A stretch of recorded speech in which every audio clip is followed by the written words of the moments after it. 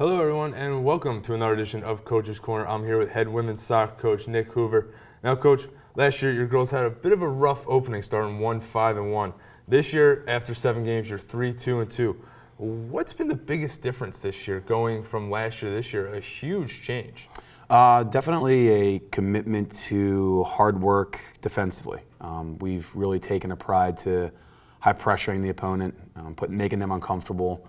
And we kind of discussed that no matter what happens in a soccer game, if you're making the opponent work really hard for everything they have to do, then we were going to have more success than we've had in the past. And while you always go into a season trying to play well defensively, there just seemed to be an absolute thirst to play well on that side of the ball, and that's been really what's driven us to start the year. Now, sticking with your defense, starting in the back with Jordan Slocum, you guys are giving up less than a goal a game right now, and you had a streak of 3 straight shutouts. How important is that defense to limiting opportunities for opponents, but also kind of helping out the offense a little bit and keeping the momentum going your way?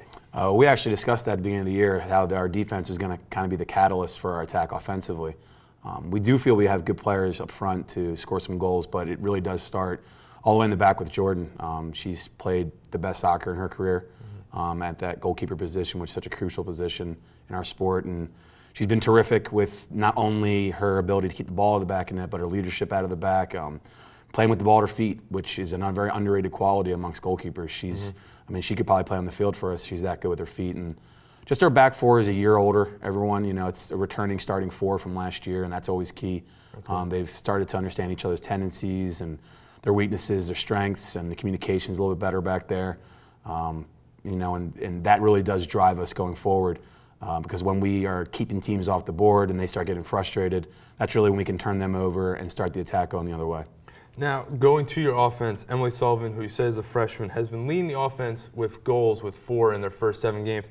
But you have 7 different players with at least a goal or an assist. How important is that parity to kind of, no matter who you put out there, they all have a chance to put the ball in the back of the net or at least contribute to that? Yeah, obviously Emily's been terrific in putting the ball in the back of the net. She really has a knack for being right place, right time, and very aggressive in and around, 10, 15 yards from goal. But you're right, we really are kind of scoring by committee right now and being dangerous offensively by committee, which can be a good thing or a bad thing. You sometimes want to have that person you go to, but the fact that we as a team know we can put multiple people out there, whether it be starters or players off the bench, to go in and really contribute offensively is a good thing for us to have at this point.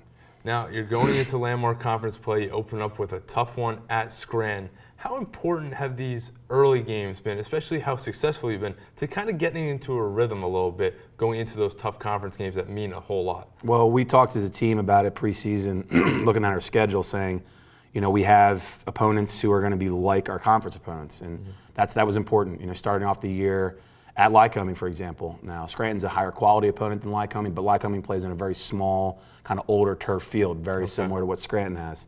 We played against a team in Shenandoah on Saturday that beat us up with their physicality.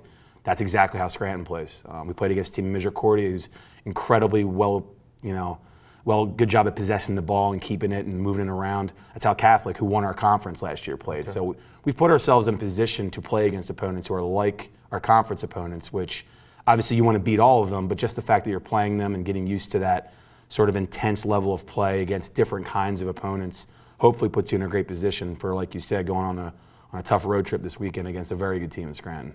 Now, what is the one thing you're looking to improve from the first half of the year, going into the second half where you have these big games? What's the one aspect that you're looking forward to kind of tweaking a little bit to improve it, to pull out these 1-0 games that you have been doing, the 1-goal games overall? An efficiency in and around the opposition's defensive third, our attacking third. We've done a terrific job, as you said, keeping the ball at the back of our net for the majority of the season. We've actually done a great job in possession of the ball in the middle third of the field. But when we get down in and around the opponent's 18-yard line, penalty box, when we get the ball and we're able to create chances, not just finishing them, but putting ourselves in position to finish them. And I think in the last couple of weeks, we've really put an emphasis on that in practice, the attacking side of the ball, because we did really emphasize throughout preseason defense almost exclusively. And I think it's really starting to take flight. And just like you need chemistry in the back, like we were talking about, you need a lot of chemistry up front. And because of injuries and because of just people playing different spots, We've had a bunch of different lineups as far as our front five, but those front five are really starting to get comfortable with one another, and I think they're poised to really come out with a big scoring game. So, Coach, I appreciate your time. Good luck the second half Thank year. you very much. Hopefully we're talking Yeah. come playoff time, Absolutely. previewing a semifinal match with us in it. Thank you, Bobby, for having me. Appreciate it.